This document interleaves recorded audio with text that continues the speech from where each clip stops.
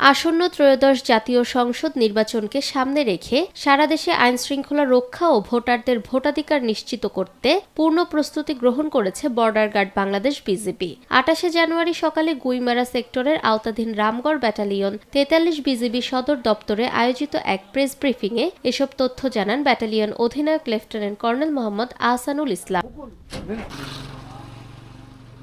তিনি বলেন, নির্বাচনকালীন সময়ে বিজিবি সরকার ও নির্বাচন কমিশনের সকল নির্দেশনা কঠোরভাবে অনুসরণ করবে এবং রাজনৈতিকভাবে সম্পূর্ণ নিরপেক্ষ থেকে দায়িত্ব পালন করবে। প্রেস ব্রিফিংয়ে আরও জানানো হয়, ভোটাররা যেন নিরাপদ ও ভয়মুক্ত পরিবেশে ভোট দিতে পারেন সে লক্ষ্যে বিজিবি অন্যান্য আইনশৃঙ্খলা বাহিনীর সঙ্গে সমন্বয়ে কাজ করবে। প্রায় 10টি বেস ক্যাম্পের মাধ্যমে পক্ষ থেকে আগামী ১ ফেব্রুয়ারি থেকে সারা দেশে ৩৭,০০০-এর বেশি বিজিবি সদস্য নির্বাচনী দায়িত্বে মোতায়েন থাকবে। এর মধ্যে ৪৮৯টি উপজেলায় যৌথভাবে এবং সীমান্তবর্তী ৬১টি উপজেলায় এককভাবে দায়িত্ব পালন করবে বিজিবি।